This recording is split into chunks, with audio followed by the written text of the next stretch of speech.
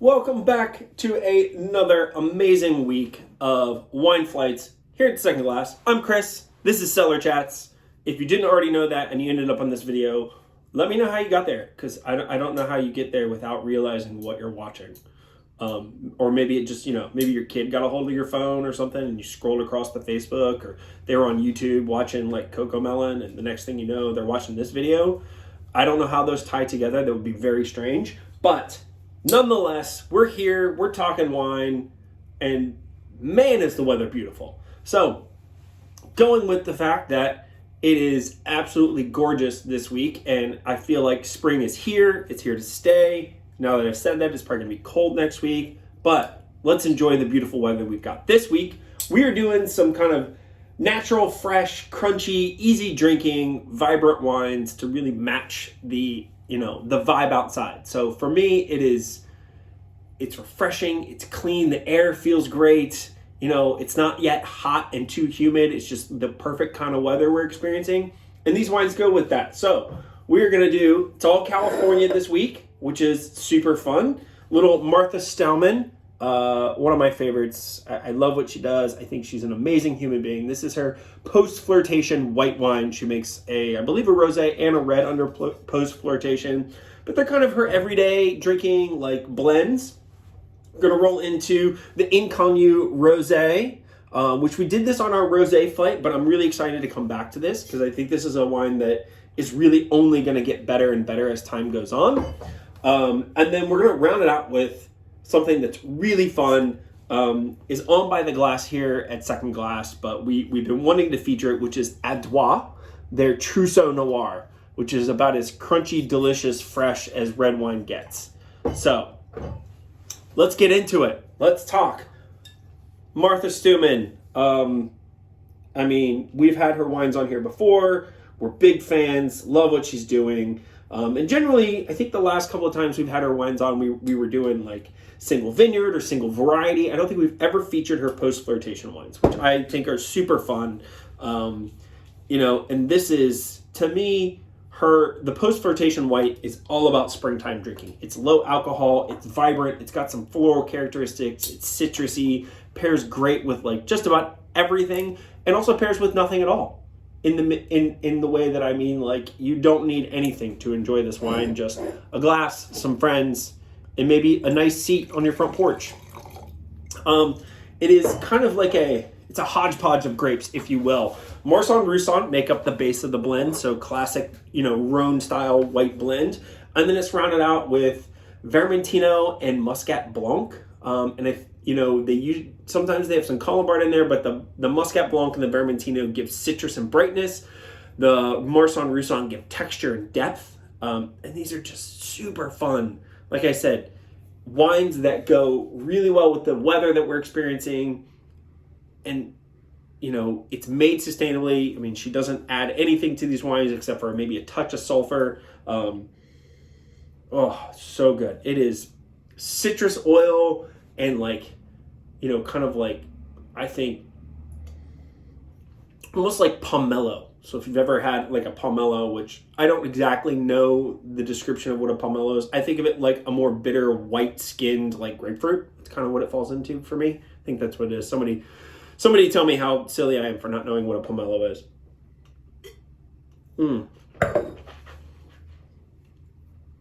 But along with all this brightness, you get this beautiful texture that lengthens out on the palate.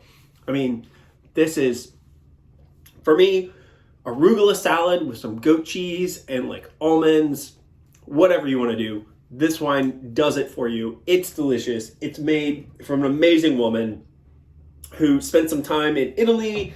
Primarily, I think she worked if I remember correctly, she worked in Sicily for a little while, studied under some amazing people down there, founded her project. Originally she was with a group of people and then she branched off. She's doing her own thing.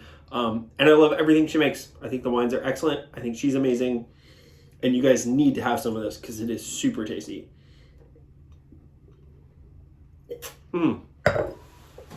Yeah, I'm keeping it lively and fresh this week, just like the weather. I know I keep harking back on that, but I'm sticking to it.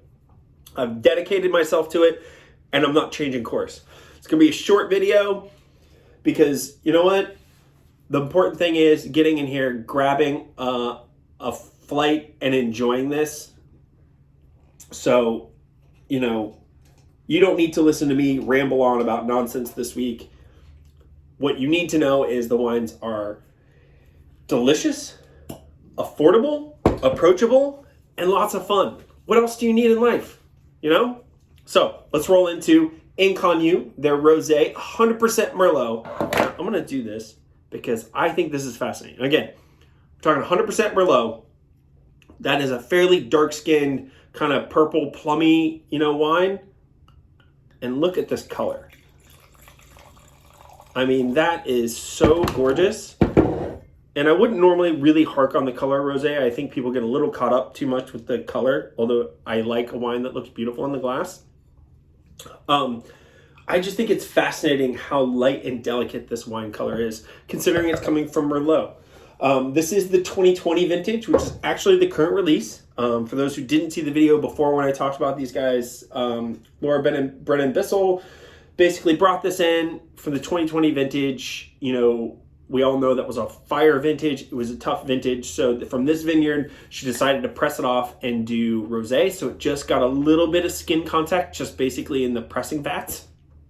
And she then barreled it down, aged it in barrel, and left it to age for over a year because it just needed to like mellow out a little bit. Wow, that wine is so pretty. So this Rosé is so unique. It's savory, it's textural. Again, it's got some of that saline saltiness going on, but this is not your like porch pounder Rosé. This is a Rosé for someone who wants something that actually has some depth and flavor. You know, porch pounder Rosés are clean and fresh and they're vibrant and they're easy drinking. And that's about as far as they go. Nothing wrong with that. This has got a little more going on while still hitting the mark on being a refreshing wine to enjoy.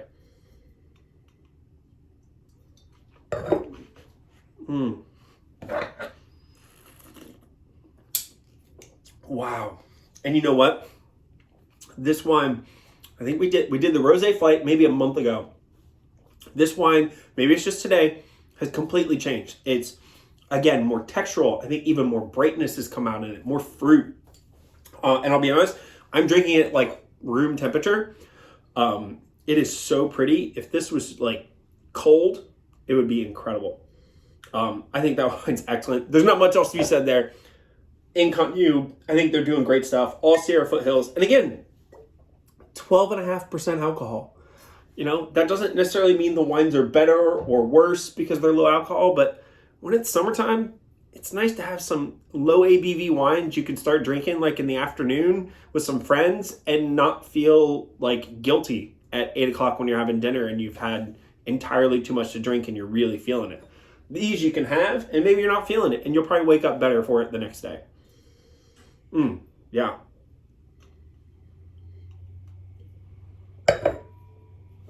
All right, again, that was Inconnu, their Rosé. Let's jump over to this bad boy. Adroît. New labels with this vintage last year. And we should be starting to see some of these roll back in, but this Truso Noir, I remember tasting this with Celeste, and her first reaction was, how much can I get and when can I get it? And that is not something, for you not familiar, that is not something anybody really says very often. So when you come across a wine that really just kind of stops you in your tracks and you're like, this is amazing, I have to have this, you know, it's a memorable moment. Again, I want to pay attention to this. Look at this color.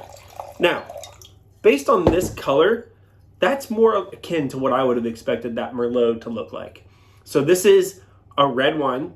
This is full-on skin maceration, treated like any other red wine. It is done about 95% carbonic. So, you know, going back to what I said at the beginning of the video, these wines are all about crunchy vibrancy. What do I mean by that? Think about like grabbing fresh raspberries or blackberries or some fresh pomegranate, that kind of like poppy, bright acidity that's a little stone fruity, not stone fruity, it's a little mineral stony, but it's also like bright red fruits and it feels very light on the palate. That's what I mean by crunchy.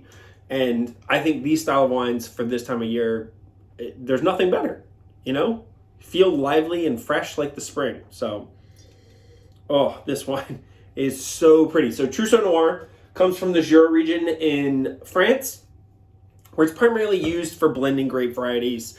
There's also Trousseau Gris. It's planted sparsely throughout California, some random spots. But basically what it does is it does all of those things that people fell in love with Beaujolais. You know, for those who enjoy Beaujolais or good Gamay, you know, it's bright red fruit, it's lively on the palate, it's got texture and mouthfeel, they can age really well, but they're not cloying or heavy, and they're not as prestigious and kind of, you know, la-di-da as like Burgundy can be. So even though the wines are just as delicious and vibrant, they have a sense of like fun to them that makes it easier to drink.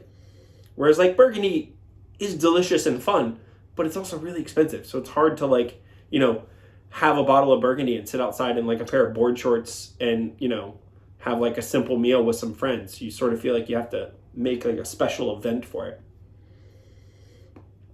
On the nose, you know, cranberry, crushed strawberries, really vibrant, like beautiful, like mineral characteristics.